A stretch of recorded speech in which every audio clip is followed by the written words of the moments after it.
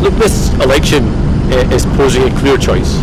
It's clear that we have a government, a failing government that is distracted by the wrong priorities, but also showing that we have a main opposition, the Conservatives, that are more interested in playing petty games and wanting us to take us back to the old arguments and the old divisions rather than moving our country on.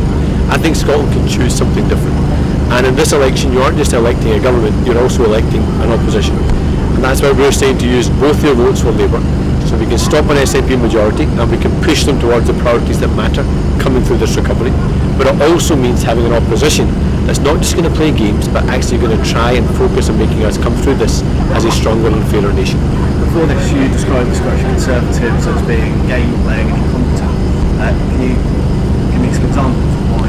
Yeah, look, we've seen that over the course of this campaign. You saw that just before the election campaign, where you had them using games in relation to a harassment inquiry. You've seen it during this campaign, when on every issue they want to take us back to the old arguments. They aren't serious about taking us forward as a country and focusing on a national recovery.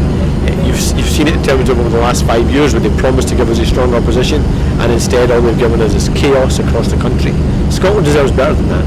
But if you want a better government, you want a better opposition, you want to choose something different, you've got to vote for it, and that's why we're asking people to vote Labour in this election. What would an Anas Sarwar-led Labour opposition in the next 5 years of Scottish Parliament look like? So I'm not saying we wouldn't have disagreements with the Scottish Government. Of course we would have disagreements with the Scottish Government. One example being, we don't support independence, we don't support a referendum.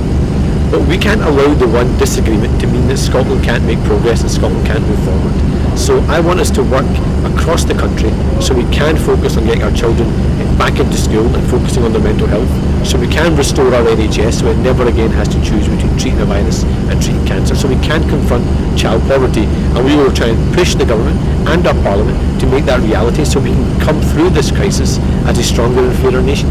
This isn't just an average election, this is a pandemic election when lives and livelihoods have been lost and lives and livelihoods are at risk.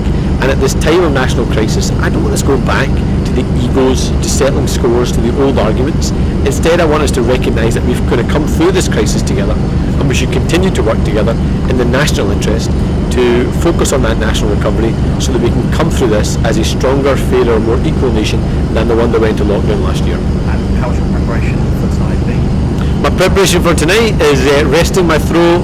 Same as last time. It was a good approach from me last time, I think. Resting my throat, having some honey, listening to some tunes, and ready to go. What's on your playlist?